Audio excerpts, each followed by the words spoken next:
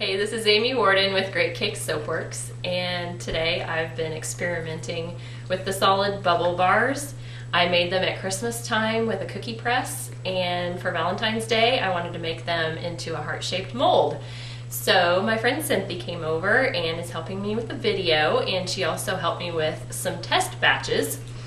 So the first batch that we did ended up looking like this.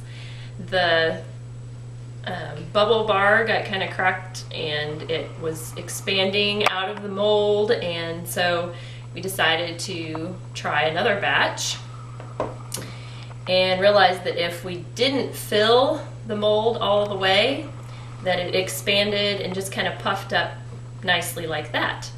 So let's see, we added a little glitter, but we think we're ready to make this on a larger scale in this mold. So here we go.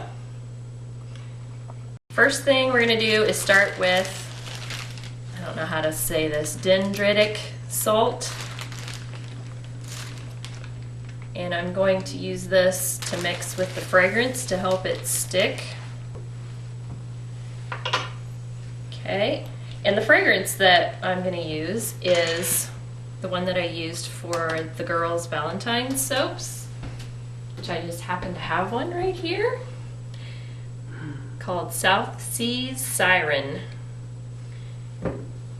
And so this is a combination of Michael Kors type perfume and a plumeria. Okay, here's the plumeria. This is the flower that they use for leis in Hawaii. Next, we're going to start with the dry ingredients, all the white powders. Got baking soda. And the next one is cream of tartar. Alright, the third one is SLSA. It's a very mild surfactant, milder than just plain SLS that you might see in most bubble baths. Last one is arrowroot powder. The last powdered substance I'm going to add is some mica, and this is a fuchsia pink. It's the same color I used for the swirl in the soap, so I figured that would help tie it all together.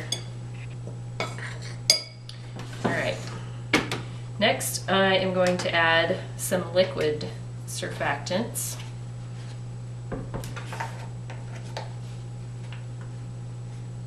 This one is called Plantapon. It's also a very mild surfactant.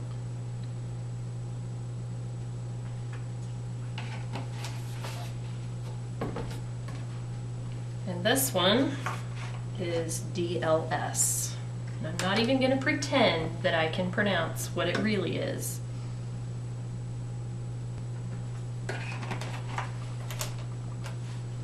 I'm going to do a little mixing. It's going to seem really dry at first, like there's way too much powder and dry ingredients in there for the amount of liquid that I added. I feel like I'm mixing pie crust.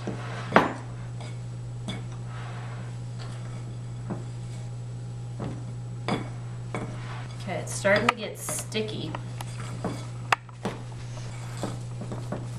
Still need to add my fragrance. So I'm going to go ahead and add that now.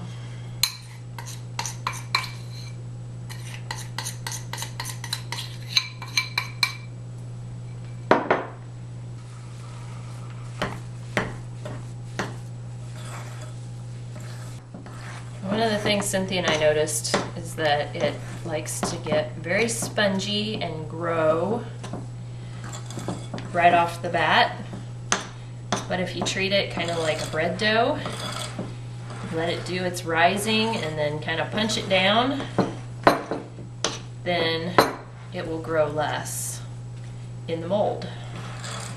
So I'm going to let this rest for a little while before I try to put it in the mold.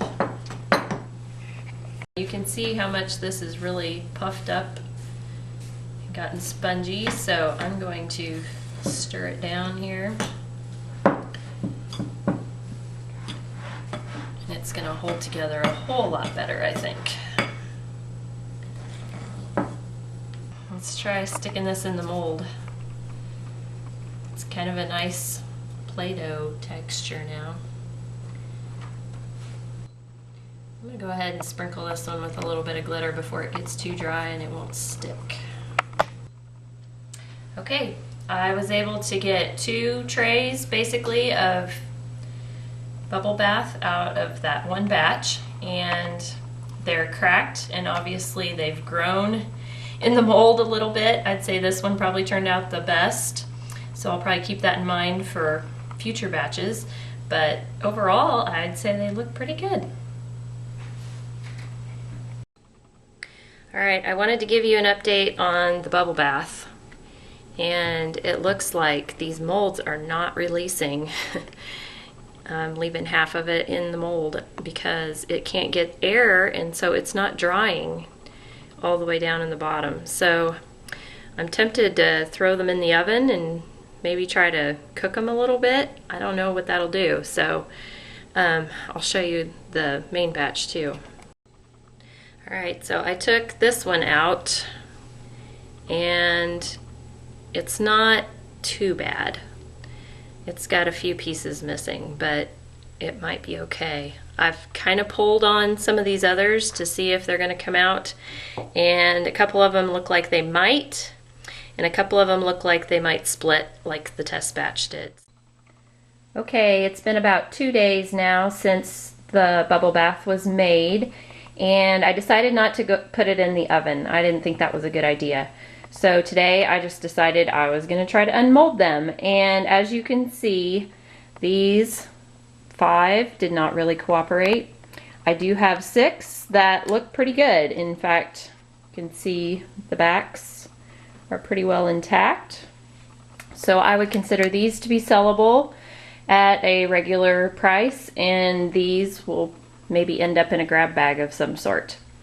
And then you can see we had a little disaster with the test batch. I was hardly able to rescue any of those. These are the 4 that I have that are even decent looking. Not that I would sell these at a regular price either, but these will all probably end up in a grab bag. And I scented these with really wonderful fragrance. It's the very bottom of my sample of Hello Sweet Thang from Brambleberry. So it's a very sweet, citrusy, really yummy fragrance. So whoever gets these in their grab bag is really going to enjoy them, I think.